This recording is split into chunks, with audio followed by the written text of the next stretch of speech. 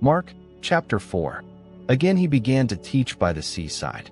A great multitude was gathered to him, so that he entered into a boat in the sea and sat down. All the multitude were on the land by the sea.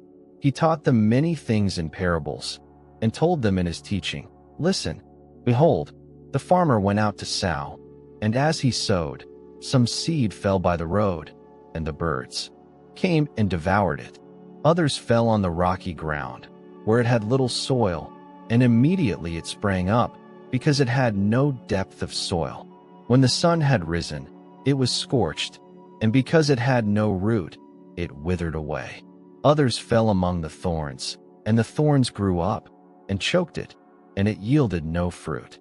Others fell into the good ground and yielded fruit, growing up and increasing. Some produced 30 times, some 60 times, and some 100 times as much." He said, "Whoever has ears to hear, let him hear." When he was alone, those who were around him with the 12 asked him about the parables.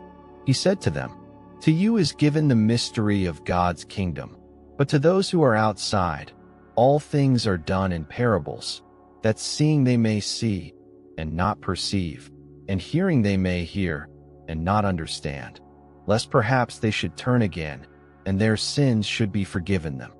He said to them, "Don't you understand this parable? How will you understand all of the parables? The farmer sows the word. The ones by the road are the ones where the word is sown, and when they have heard, immediately Satan comes and takes away the word which has been sown in them. These in the same way are those who are sown on the rocky places, who, when they have heard the word, immediately receive it with joy. They have no root in themselves, but are short-lived. When oppression or persecution arises because of the word, immediately they stumble. Others are those who are sown among the thorns. These are those who have heard the word, and the cares of this age, and the deceitfulness of riches, and the lusts of other things entering and choke the word, and it becomes unfruitful.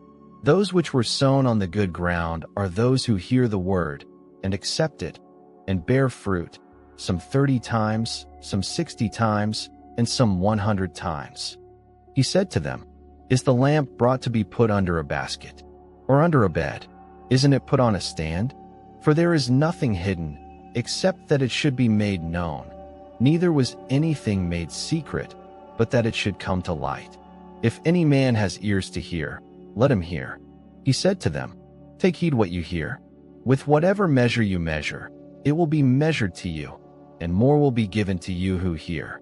For whoever has, to him will more be given, and he who doesn't have, even that which he has will be taken away from him."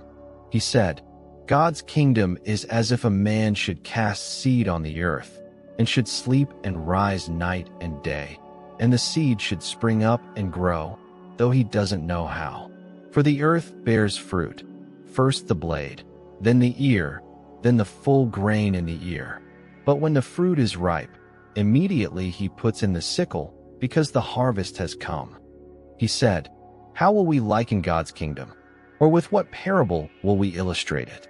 It's like a grain of mustard seed, which, when it is sown in the earth, though it is less than all the seeds that are on the earth, yet when it is sown, grows up and becomes greater than all the herbs, and puts out great branches, so that the birds of the sky can lodge under its shadow." With many such parables, he spoke the word to them, as they were able to hear it. Without a parable, he didn't speak to them, but privately to his own disciples he explained everything. On that day, when evening had come, he said to them, "Let's go over to the other side." Leaving the multitude, they took him with them, even as he was, in the boat. Other small boats were also with him. A big wind storm arose, and the waves beat into the boat, so much that the boat was already filled. He himself was in the stern, asleep on the cushion, and they woke him up and told him, "Teacher, don't you care that we are dying?"